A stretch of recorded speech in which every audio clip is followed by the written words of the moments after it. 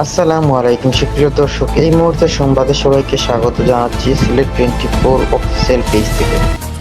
দেশে রেমিটেন্স প্রবাহের ঊর্ধ্বগতি অব্যাহত রয়েছে।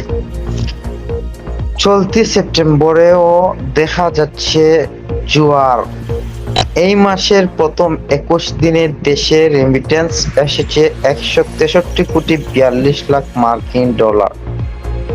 সেই হিসেবে দৈনিক গড়ে দেশে এসেছে প্রায় 8 কোটি, অর্থাৎ $7,78,00,000। রবিবার 22 সেপ্টেম্বর বাংলাদেশ ব্যাংকের হালনাগাদ প্রতিবেদন থেকে এই তথ্য জানা গেছে।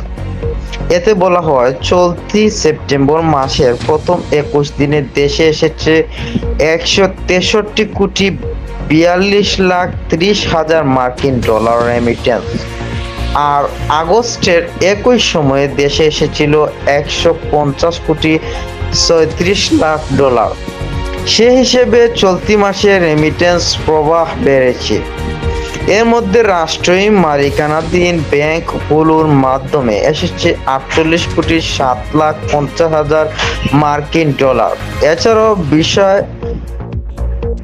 বিশ্বায়িত ব্যাংকের মাধ্যমে 6,98,30,000 বেসরকারি ব্যাংকের মাধ্যমে 107,96,10,000 ও বিদেশি খাতের ব্যাংকগুলোর মাধ্যমে এসেছে 4,30,000 রেমিটেন্স।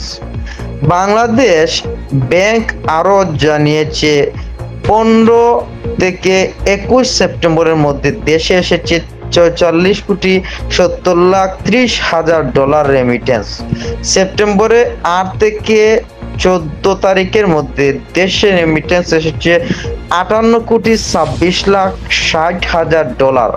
আর সেপ্টেম্বরের প্রথম সপ্তাহে প্রবাসীরা দেশে পাঠিয়েছিলেন 58,45,40,000 সিলেট 24